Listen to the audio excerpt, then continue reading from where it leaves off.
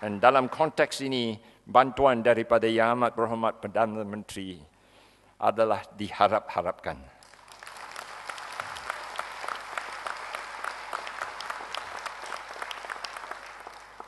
Walaupun MCA juga berpendapat bahawa untuk merealisasikan institusi pengajian tinggi kita, Seksyen 15 dan 16 Akta Universiti dan College University atau AKU perlulah dipindah sekali lagi bagi memberi ruang kebebasan kepada pelajar dan pensyarah untuk melibatkan diri dalam politik sebagai satu pengiktirafan kepada hak mereka untuk mengundi. Tuan-tuan dan puan-puan, MCA telah menandangi perjanjian persefahaman dengan 6 buah universiti di Taiwan untuk membolehkan institusi pengajian tinggi kami bekerjasama dengan universiti-universiti di Taiwan. Dan pada masa yang sama, Kementerian Pelajaran Taiwan telah bersetuju untuk menaja 300 pelajar Malaysia setiap tahun tanpa bayaran yuran.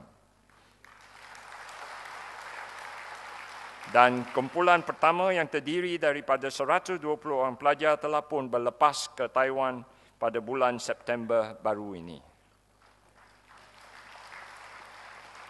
Yang Amat Berhormat Datuk Seri, sukalah saya memaklumkan bahawa MCA juga telah melancarkan dana bernilai 30 juta di bawah skim pinjaman pendidikan 1 MCA Education Loan, khususnya untuk pelajar-pelajar miskin tanpa mengira kaum. Dan di bawah skim ini, 5 tahun pertama tempoh pinjaman adalah bebas faedah. Dan dana pinjaman ini akan memanfaatkan sekurang-kurangnya 250 orang pelajar miskin setiap tahun. Sebagai sebuah parti politik yang berteraskan rakyat, kami telah melaburkan sejumlah sumber yang besar dalam bidang pendidikan. Dan saya percaya sumbangan yang telah dilakukan oleh MCA ini adalah jauh lebih besar dari apa yang dilakukan oleh DAP. DAP hanya mampu memainkan kata-kata bila berdepan dengan isu keperluan rakyat.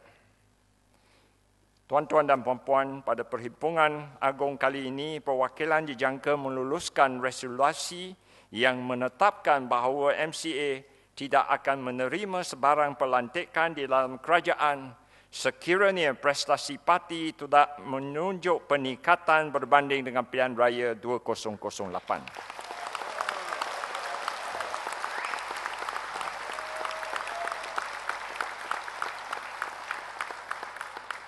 Tindakan ini sebenarnya adalah semata-mata untuk menghormati suara pengundi, iaitu MCA tidak boleh mewakili mereka dalam kerajaan sekiranya kita tidak mendapat sokongan daripada rakyat. Keputusan ini tidak harus dipandang sebagai satu ugatan, tetapi sebaliknya perlu dilihat sebagai tindakan menghormati hasrat pengundi.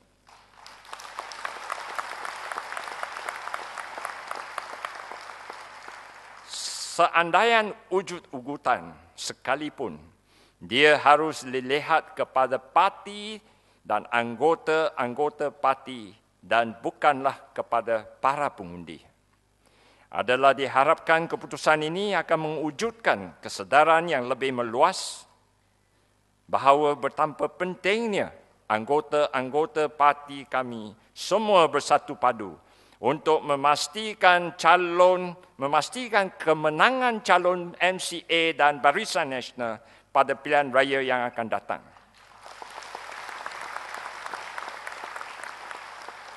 Pendek kata, masa depan dan kewujudan parti MCA ini adalah di tangan ahli-ahli MCA sepenuhnya.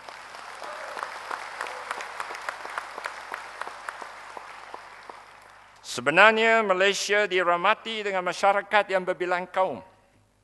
Dan dalam sebuah negara pelbagai kaum, tidak ada satu bangsa atau kaum pun yang akan memperolehi apa yang mereka inginkan. Dan tidak ada kaum yang akan dinafikan apa yang mereka minta.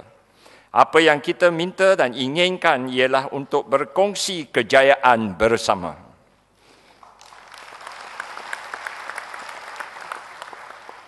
Seandainya kemenangan DAP boleh menjamin bahawa segala masalah yang dihadapi oleh masyarakat Cina akan selesai, maka MCA tidak akan berasa cemburu atau iri hati di atas kejayaan DAP itu.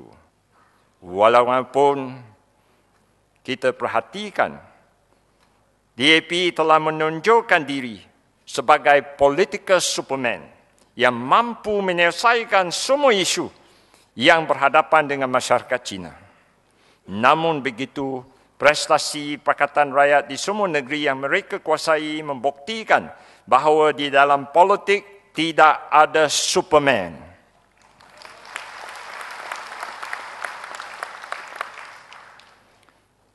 Kita tidak menafikan bahawa kita mempunyai sejarah silam yang tidak cemerlang. Tetapi generasi kepimpinan MCA hari ini wajarlah diberi peluang untuk membuktikan keupayaan mereka.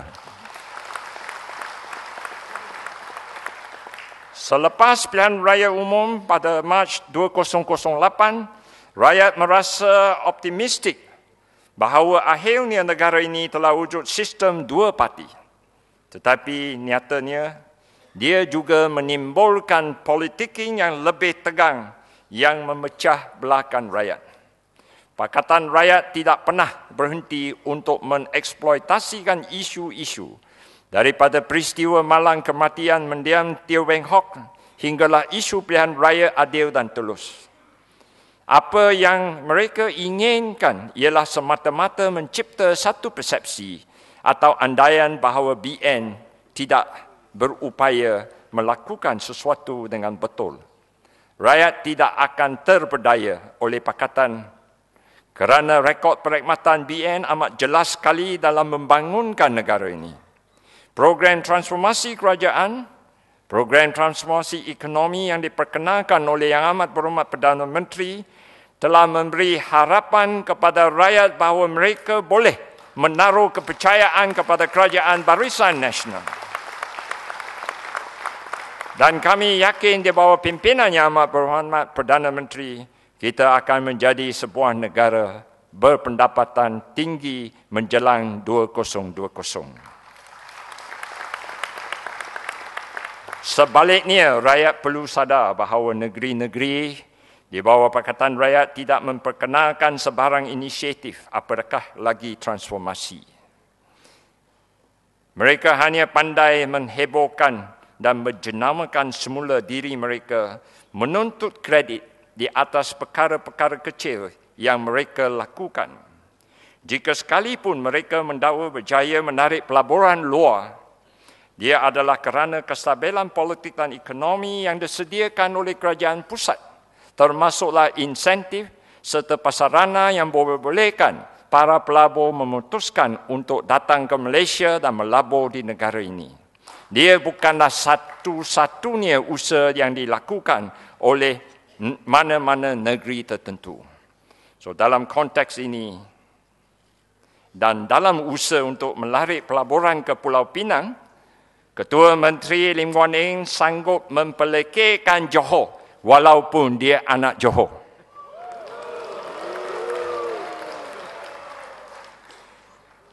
Dan kalau kita perhatikan di peringkat awal, beliau menafikan dan hanya meminta maaf selepas Sultan Johor tersinggung atas kenyataan Lim Guan Eng.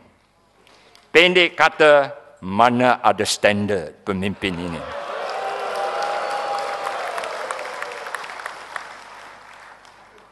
DAP akan terus men-package diri sebagai sebuah parti pelbagai kaum, cuba untuk mensembunyikan wajah sebenarnya mereka sebagai parti monoetnik. Saya percaya mereka akan meletakkan beberapa calon Melayu di negeri-negeri seperti Perak dan Selangor, dengan harapan jika mereka berjaya membentuk kerajaan, calon Melayu daripada DAP itu boleh diketengahkan sebagai calon menteri besar. Dan DAP dalam kempen-kempen mereka menegaskan bahawa BN perlu dihukum kerana diketuai oleh UMNO. Dan untuk melakukan itu, mereka meletakkan calon untuk menentang calon China daripada MCA dan gerakan. Sudah sampai masa tuan-tuan dan puan-puan, kita mengatakan kepada pengundi, sampailah masa kita menghukum PAS dan dengan itu kita tidak mengundi dan menyokong DAP.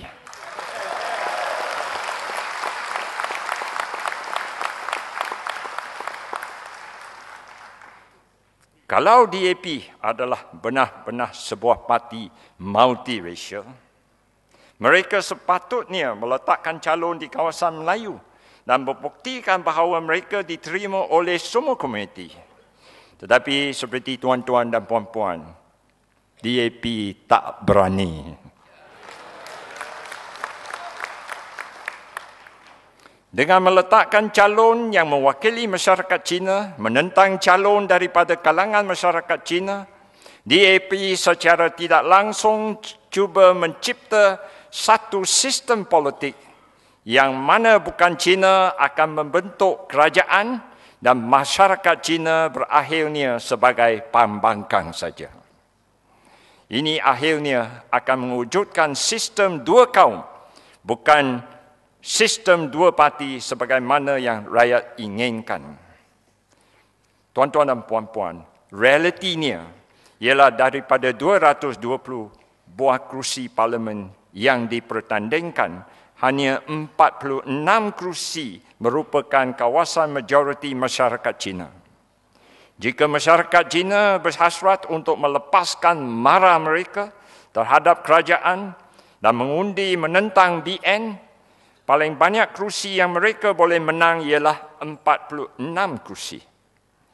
Ini nyata membuktikan satu perkara, iaitu mana-mana parti yang berasaskan kepada masyarakat Cina ingin menang dan membentuk kerajaan, mau tidak mau perlu bekerjasama dengan mana-mana parti masyarakat Melayu. Dan ini membawa kita kepada satu persoalan yang penting yang perlu dijawab, iaitu siapa bakal menjadi Perdana Menteri Pakatan Rakyat. Sehingga hari ini saya menanti jawapan daripada Pakatan Rakyat. Tetapi malangnya tidak ada jawapan.